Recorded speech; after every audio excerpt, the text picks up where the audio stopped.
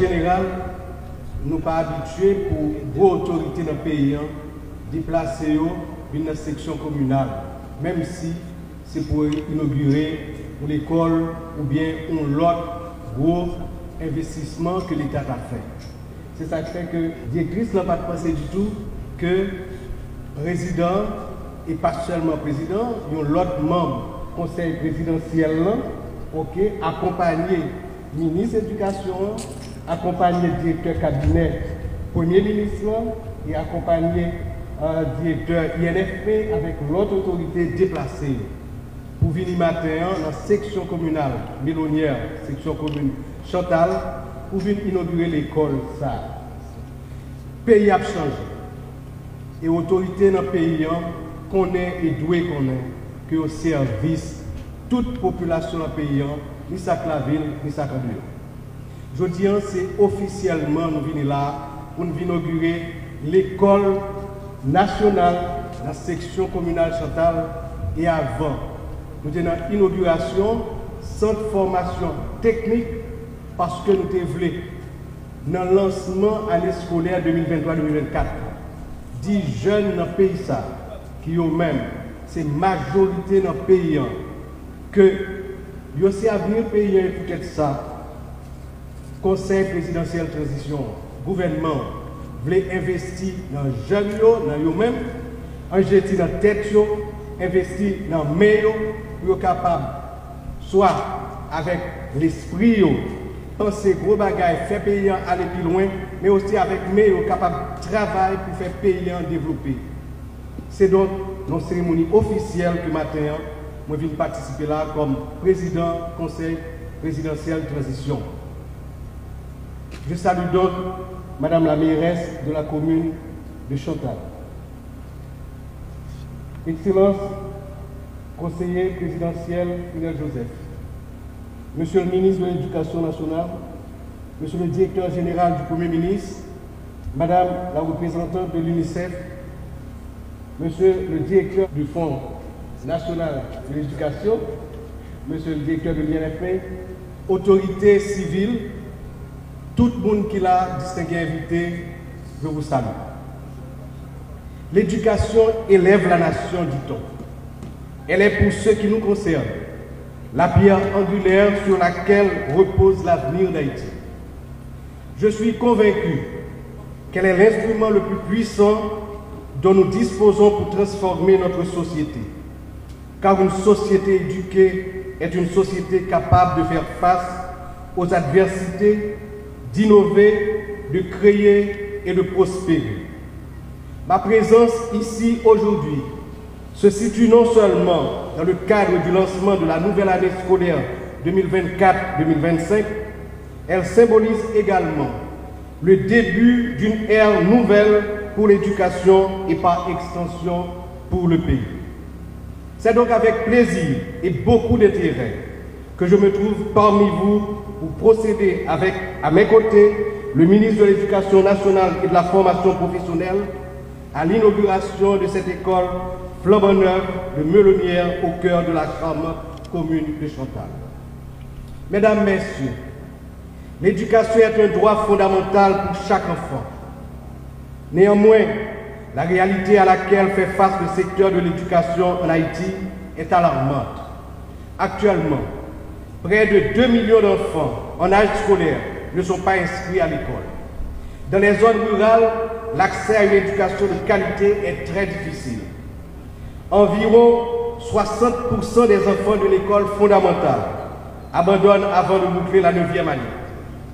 Le faible accès aux infrastructures scolaires, le manque d'enseignants qualifiés, les difficultés économiques des familles constituent des obstacles majeurs à la scolarisation. Cependant, malgré le caractère alarmant de ces statistiques, nous avons aujourd'hui devant nous une fenêtre d'opportunité historique de redresser la barre. Le Conseil présidentiel de transition que j'ai l'honneur de présider et le gouvernement partagent une vision claire, celle d'un système éducatif équitable, inclusif, efficient et performant qui ne laisse aucun Haïtien de côté. L'éducation figure au rang des premières priorités du gouvernement. Des efforts importants sont consentis pour allouer des ressources significatives au secteur. Pour l'exercice fiscal 2024-2025, qui débute aujourd'hui, le portefeuille de l'éducation a augmenté de 15%, portant l'investissement public à 45 milliards d'euros. L'École nationale de Melonnière, que j'inaugure aujourd'hui, est un exemple de ce que nous pouvons accomplir ensemble. Chaque établissement représente non seulement un lieu d'apprentissage, mais aussi un signe de progrès et un gage de paix, de développement pour les zones avoisinantes. Le rôle de l'éducation dépasse de loin la simple transmission des savoirs. Elle est le moteur de la transformation sociale et économique que nous voulons voir émerger en Haïti. En investissant dans l'éducation, nous créons des opportunités pour nos jeunes de se construire un avenir meilleur et par extension de construire une nation meilleure. L'accès à une éducation de qualité permet de réduire les inégalités sociales. En effet, chaque enfant qui accède à l'éducation acquiert les outils nécessaires pour sortir de la pauvreté. Des études montrent que chaque année supplémentaire de scolarisation augmente de 10% les revenus futurs d'un individu.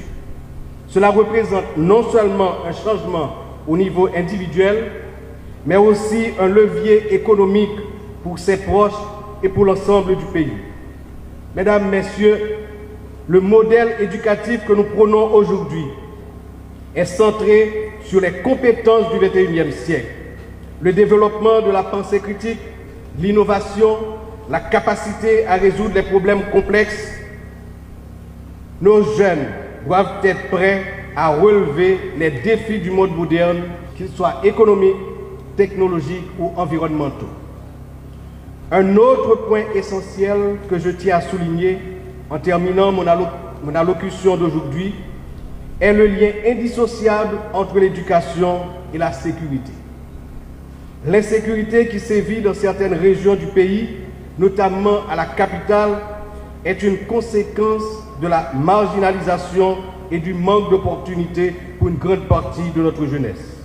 Sans éducation, nos jeunes sont vulnérables, facilement attirés par des chemins de travers. En travaillant à renforcer le système éducatif haïtien, nous nous engageons délibérément vers la paix, une paix durable dans une société solidaire. Une étude toute récente a démontré que dans les zones où l'accès à l'éducation est élevé, le taux de criminalité diminue de manière significative. C'est pourquoi, parallèlement aux efforts pour améliorer l'accès à l'éducation, nous prenons toutes les dispositions pour créer partout dans le pays des opportunités d'emploi. À l'occasion de notre participation à la 79e session de l'Assemblée générale des Nations unies, j'ai eu l'occasion de procéder à l'ouverture d'un forum sur les investissements organisé par le gouvernement en marge de la session, dans la perspective d'apporter à terme une réponse à la problématique du chômage en général et celui des jeunes en particulier. Car c'est en mobilisant l'énergie de tous ces jeunes, représentant environ 70% de la population, dans tous les secteurs de la vie nationale, que nous arriverons à une solution à la crise sécuritaire qui sévit dans le pays. Les armes ne suffiront pas par elles-mêmes à mettre les bandits hors d'état de nuire et à constituer une attraction pour les jeunes désœuvrés, non éduqués, sans aucune perspective de lendemain meilleur. Chers parents, chers enseignants et enseignantes, chers élèves, distingués invités, je vous invite à croire, comme moi, en l'avenir d'Haïti. Par cet acte d'inauguration de cette école nationale de Melonnière, après l'inauguration ce matin du centre de formation technique au CAI,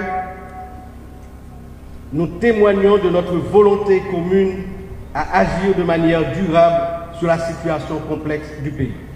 Soyez assurés que les difficultés du moment seront surmontées. Et demain sera un autre pays. Merci.